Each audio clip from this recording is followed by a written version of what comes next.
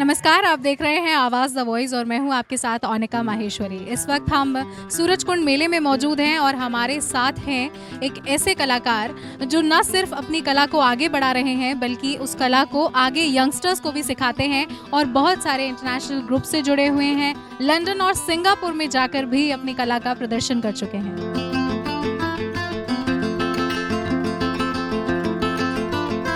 जी, मेरा नाम असगर है, असगर नूर मोहम्मद लोहार। मैं भुज कच्छ गुजरात का रहने वाला हूँ। वहाँ पे हमारे यहाँ पे एक छोटा-सा गाँव है जुरा, जहाँ पे हम लोग ये सारा का सारा ये काम मैन्युफैक्चरिंग करते हैं वहाँ पे।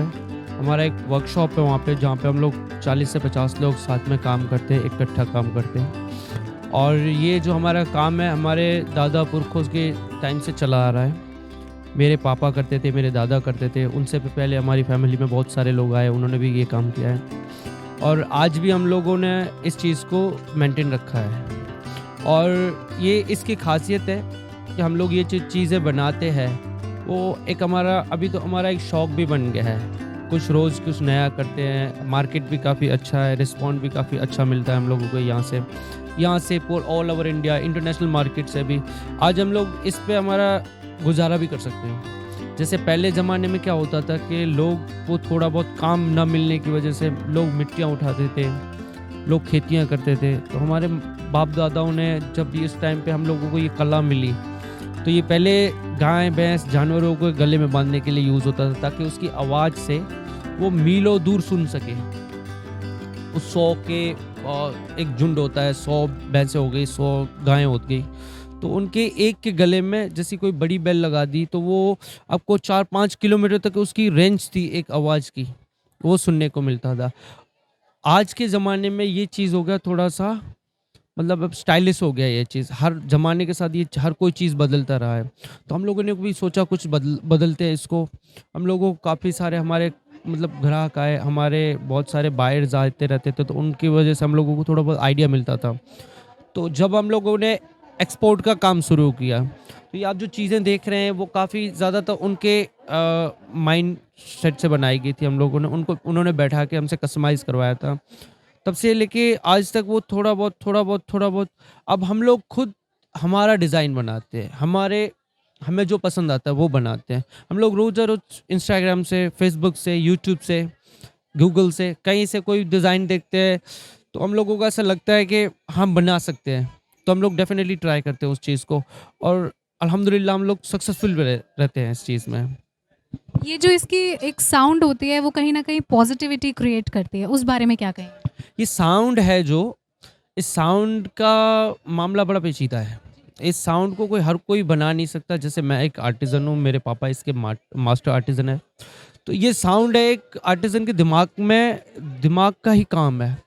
आप कोई भी आवाज़ सुनते हो, मेरे पास ये ओम वाली बेल है, उसे देखने में वो सिंपल लगता है।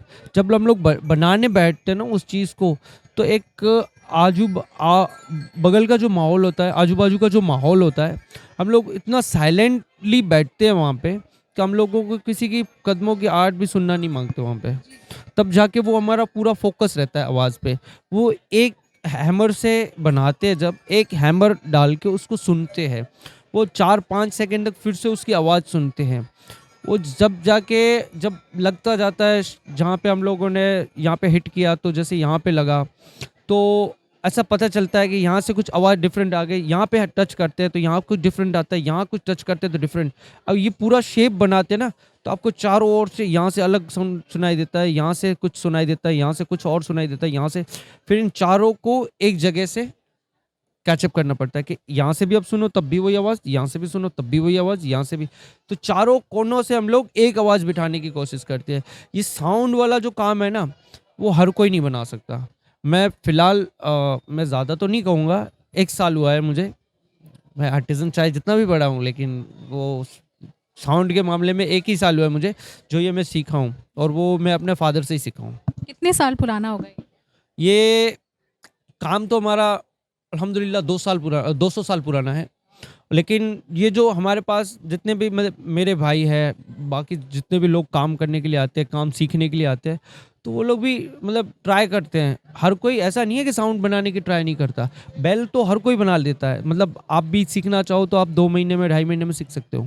बेल बनाना कोई मुश्किल बात नहीं है, लेकिन उसके लिए फ़ोकस होना चाहिए। आपका मेहनत उसमें काफ़ी है, हार्ड वर्किंग काम है, मतलब उसमें खून पसीना एक होता है, सीखने में और बनाने में। जब हम लोग वर्कशॉप में घुसते हैं, हमारे लिए तो वो अब रूटीन है, जो हम लोगों को तो वो सारी नॉर्मल चीज़ें लगती है कि बाकी कोई अगर हमारे पास देखने के लिए भी 5 मिनट 10 मिनट खड़ा रह जाए तो वो देख नहीं सकता हमें।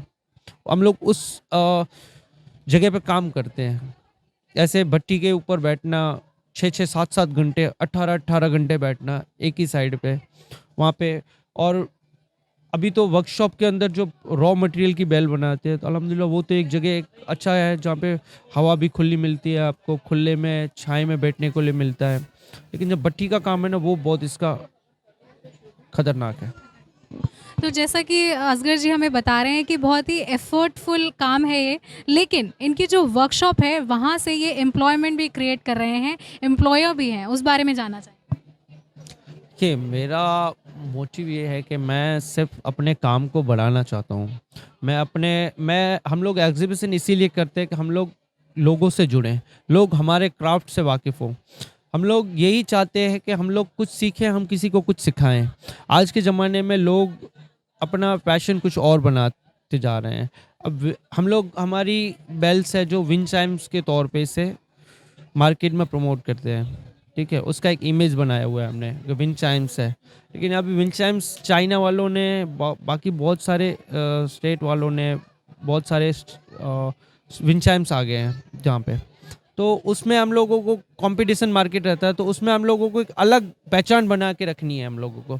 तो वो पहचान हमें देती है हमारी आवाज़, जो हम लोगों ने मतलब गारंटी के साथ कह सकते हैं जो हम बनाते हैं वो कोई नहीं बना सकता। और हम लोग उसी पे काम करते हैं। हमारी चीज़ें जो बिकती हैं अल्हम्दुलिल्लाह, जो पसंद की जाती हैं, वो इसी के बेसिक पे है। जो हम लोग जो आवाज़ बनाते हैं, आप दुनिया का कोई इंस्ट्रूमेंट सुन लो, वो आवाज़ नहीं सुनने पाओ मिलेगा आपको। वो जो हम इको साउंड जो हम लोग हाथ से उसके अंदर डालते हैं, वो बनाते हैं जो, वो आपको कोई भी ऐसा इंस्ट्रूमेंट नहीं है जो इको हाथ से कोई बना के देगा। और मेन पर्पस हमारा इसका जो साउंड है और मटेरियल है, वही एक बहुत बड़ा इसका रीज़न है इस बेल को चलाने के लिए। और अभी तो देखिए काफ़ी अच्छा है मार्केट भी, लोग आर्ट की कदर भी करते हैं। आर्टिस्ट को, आर्ट को समझते हैं, जो वो बोलते नहीं है हम लोगों को, वो रिस्पेक्ट करते हैं हमारी, और हमसे काफ़ी अच्छा, हम लोगों को काफ़ी रिस्पेक्ट देते हैं। हम लोगों को भी अच्छा लगता है आर्टिस्ट के, जैसे गवर्नमेंट ऑफ इंडिया है, गवर्नमेंट ऑफ गुजरात हो गई, अदर स्टेट में भी जाते हैं तो वहाँ पे भी हम लोगों को काफ़ी रिस्पेक्ट मिलती है। जब हम लोगों को रिस्पेक्ट मिलते हैं तो हम एक्चुअल में हमें पता चलता है कि हमें रिस्पेक्ट हमारे काम की वजह से मिलती है। और अभी जितने भी यंगस्टर है, जहाँ पे मैं जिस विलेज की बात कर रहा हूँ, जुरा में, तो लोग काफ़ी हमारे काम को पसंद करते हैं। नौकरियाँ करने से बेहतर ये समझते हैं कि हमारा खुद का कुछ किया जाए, आर्ट के पीछे भागते हैं। और हम लोग यही सोच रहे हैं, हम उस उम्मीद से जा रहे हैं आगे कि आज नहीं 10 साल बाद इसका रिज़ल्ट आएगा ना जब, तो ये काफ़ी अच्छा रिज़ल्ट होगा। ये जानना चाहूँगी, आपने यहाँ बहुत ही सारी ब्यूटीफुल बेल्स लगाई हैं, इसमें पैटर्न में हम देख पा रहे हैं डिफरेंट डिफरेंट पैटर्न्स हैं, ये कहाँ से इंस्पायर्ड है? देखिए ये चीज़ें हैं जो मैंने इंस्टाग्राम से निकाली है। इसमें से बहुत सारी चीज़ें इंस्टाग्राम से देखता हूँ मैं। अभी अल्हम्दुलिल्लाह इतना हम लोग अच्छा का आर्ट बना लेते हैं कि अगर किसी का फेस बनाना हो तो पूरी मेटल शीट पे उसका फेस बना सकते हैं। और किसी को आप ये बताओ कि किसी का, जैसे हमारे पीएम साहब है, मोदी साहब है, तो उनका हमने एक फेस का पिक्चर बनाया था पूरा मेटल शीट बेल के ऊपर, और वो भी काफ़ी अच्छा चला था हमारे यहाँ पे।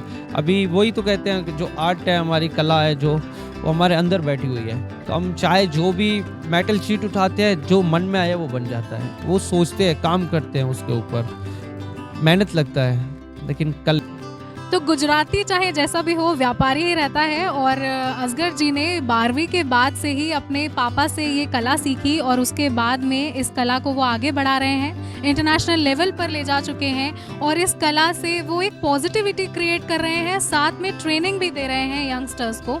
और ये जो कॉपर बेल्स हैं ये बहुत ही ज़्यादा पॉजिटिविटी या का एनवायरनमेंट एक क्रिएट कर देती है और इसकी जो साउंड बेसिकली जो साउंड निकलती है वो मैटर करती है जिस पर ये काम करते हैं। तो आशा ये है कि 106 स्टॉल नंबर पर आप अगर सूरजकुंड में आ रहे हैं तो यहाँ ज़रूर विजिट करें और अपने घर के लिए सुंदर सी प्यारी सी और एक पॉजिटिव साउंड निकालने वाली कॉपर बेल ज़रूर लेकर के जाएं।